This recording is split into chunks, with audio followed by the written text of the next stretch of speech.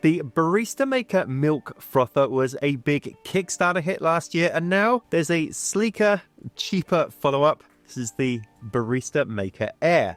Now, this does almost everything that its big brother can do as well, but it's a much smaller footprint, and it's about half the price. So I've been testing the Air, and in some ways, I think it's actually a little bit better than the original model, but it depends on your use case, and there's definitely some things to watch out for. So let's take a look.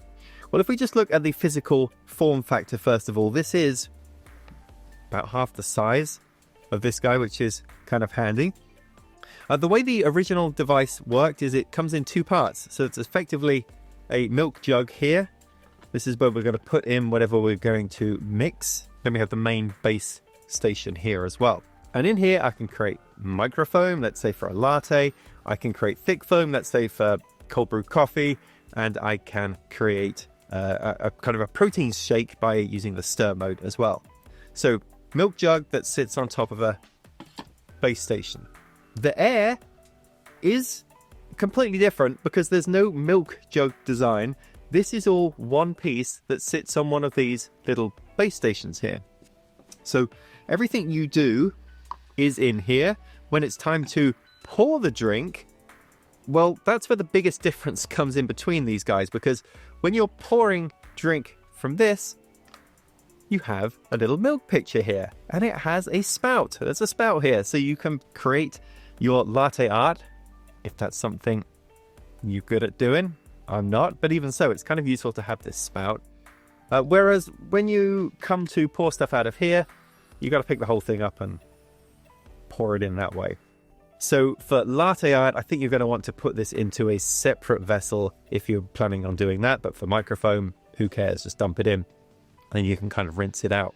And it's pretty lightweight, so it's easy enough to carry around. Now this base does get me thinking, this does seem much more travel friendly. I mean, it's called the Dreo BaristaMaker Air, but I've still got to plug it in. So it would be wonderful if at some point Dreo created a base station like this that actually had a battery in it, so I could run this without having to plug it in. Seems like maybe that's something they could do. So let's now get into operation, and to use either of these barista makers, you're going to need one of two provided tips. So here are the tips that are provided for the BaristaMaker Air. There's two tips. There's this impeller tip here, and this impeller tip is used to create microfoam. And then there is this tip here.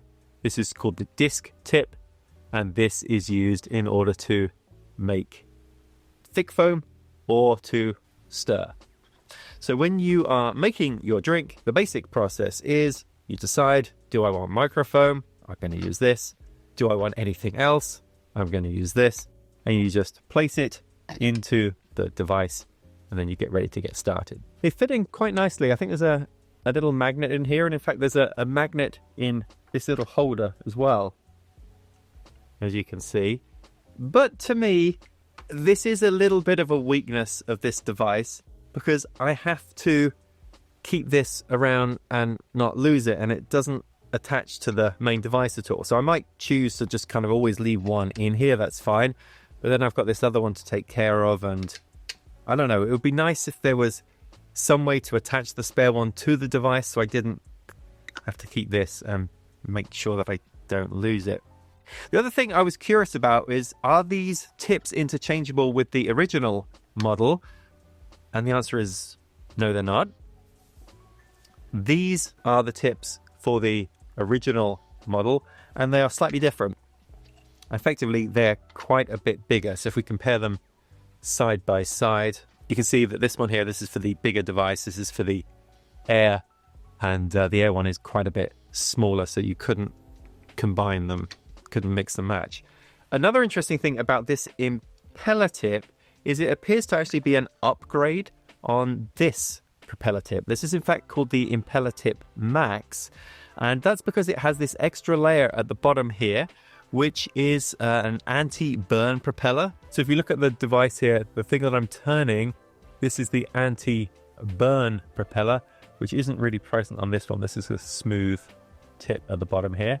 And that's supposed to prevent scorching at the bottom of your milk jug. And in fact, I have got a little bit of scorching in this one, which presumably is because of this tip. So I don't know if this is going to prevent the scorching in here, but I definitely did notice it as a problem. So I'm pleased to see they've addressed that. Okay, when it's now time to turn this thing on, there has been a great deal of simplification with the Air. Some of that's good.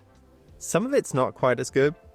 The main difference is this guy comes with a screen on the front here. So if I turn this on, you can see there is this screen at the front. And then from here, I'm able to select my drinks. It splits up the modes. So froth mode is this side and over this side is stir mode. And I have a whole bunch of options. So for milk, I have just a regular milk. I can tap through and I've got other types of milk. So half and half, almond milk, oat milk, soy milk, coconut milk. And then I've got different types of foam that I can ask for. So hot cappuccino, hot latte, hot flat white, hot thick foam, cold, some cold options and so forth. And on the stir side here, I have the option of temperature and speed. So low or high. And then how hot I want the stir mode to be. Goes up to 170 or down to cold. To start this thing up, it's kind of confusing. There's so many buttons. There's 4 buttons you've got to pick from, a whole bunch of category options from that before you can get going. They've massively simplified that with the Air. So we've got 3 categories here. We've got dairy froth, we've got non-dairy froth, and then we've got stir mode. And under dairy and non-dairy, there's 3 categories within that. There is the microfoam category, that's the first one. Then there is the hot foam, and then there is the cold foam. So fewer options this time. Can't pick between latte and cappuccino, for example, and I can't pick between almond milk and oat milk because they're just the non-dairy options. I don't know how much of a difference there was in all of these settings here for oat milk versus almond milk, for example, but they're not here in this model. The other thing to say is that the way that you use this, I was kind of trying to press the button. It doesn't work. There's basically only 2 buttons, and those are in the silver part here. So this option here lets you cycle between all of the options. So you just keep pressing it until you get to the one that you want. And then this is the start and stop button. And there's no screen, which is a bit of a shame because this guy counts you down and lets you know when it's done. So you know how long something's going to take. With this, it doesn't tell you that, although it does flash when there are 30 seconds left. So you get a little bit of a countdown, but not as much information. A couple of things related to specs as well, which are a little bit different. Basically, the maximum capacity is different between these two. This has a much higher max capacity. So there are little etchings in here which tell you what the maximum of anything is. And it turns out that if you want to use this for frothing, then you can use about 250 milliliters of milk before it's kind of full up. If you want to use this for frothing, it's 190 milliliters, so a little bit less. And then for hot milk, where we don't have to worry about leaving space for the foam, the main device, this can do 450 milliliters, this can do 270. So it is quite a bit smaller. That said, for making 1 or 2 coffees, this is going to be plenty, and you can always run it at a certain time. I'm not too worried about the loss in capacity, at least for me. The other difference to know about is these do have different maximum temperatures. So this one can go up to 70 Celsius. This can get the milk pretty warm. This, according to the specs, 65 Celsius, so not quite as hot. Again, I found this to be quite hot enough for my needs, but there is a difference there.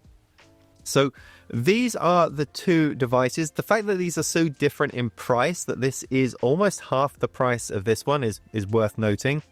And it also does just take much less counter space.